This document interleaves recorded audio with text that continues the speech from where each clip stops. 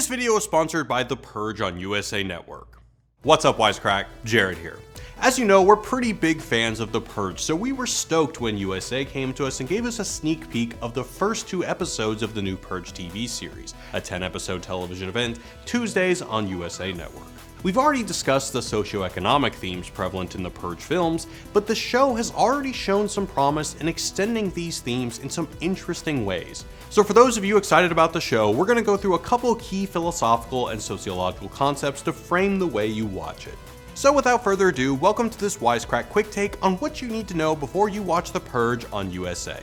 As we've discussed in our Philosophy of videos, The Purge largely functions as an extended metaphor for the way entire groups of people become disposable in our current economic environment. In this case, the new founding fathers literally specify one day out of the year so that the rich can eradicate the superfluous poor who are deemed economic burdens.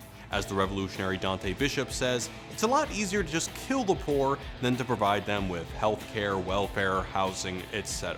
We also see how the Purge can promote the interests of the well-to-do in society, who actively profit off all the chaos. In the first film, the upper middle class Sandin family makes bank selling home security systems to everyone in their gated community.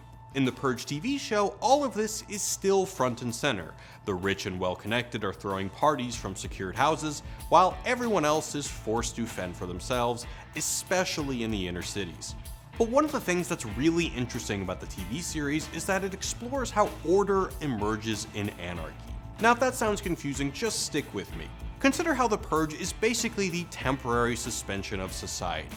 Its laws, norms, and institutions all go out the window once the clock strikes 7. But in the TV show, we see how even in anarchy, different kinds of social bonds will arise amidst the anarchic murderathon. One of those seedlings of order is a market, a means for people to exchange goods and services. This one just exists for only 12 hours.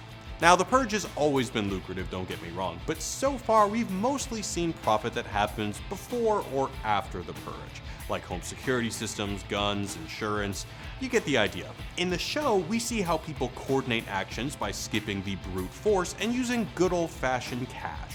For example, we learn many cab drivers work on Purge night to take advantage of the surge pricing. You're not working all night, are you? Now some guys do. Driving around crazy for that Purge surge money. Elsewhere, an assassin takes contracts to kill people, but only during the hours in which it's legal. Is conspiracy to commit murder still a crime if the murder happens on the Purge? And do you declare that on a 1099? Well, I digress. With all the poor people the Purge has gotten rid of, there's also a lot more capital just sitting in the pockets of the new founding fathers' bigwigs.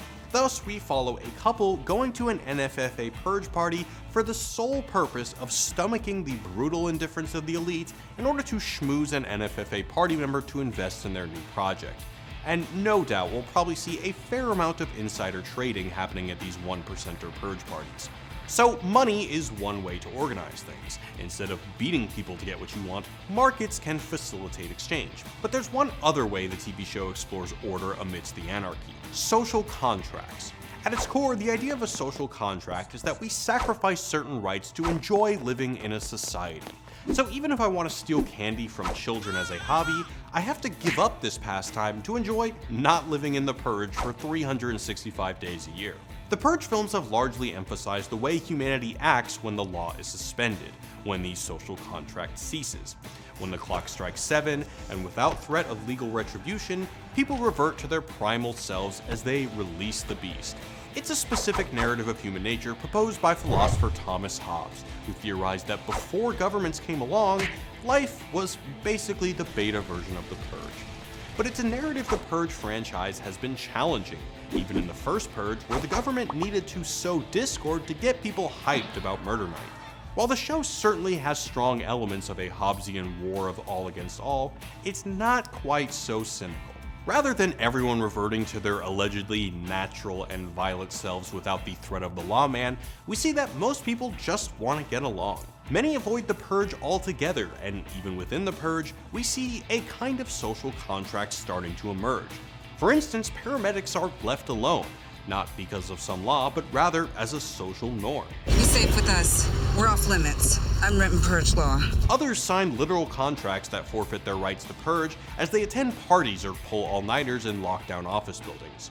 Once the purge begins, this 38th floor will be locked down as a safe zone. Security and all workers, including the both of you, have signed waivers giving up their rights to purge on this floor for the entire evening. However, we see a bar that suspends all purging privileges based only out of mutual respect/fear for the owner of the bar, somewhat like Hobbes's Leviathan.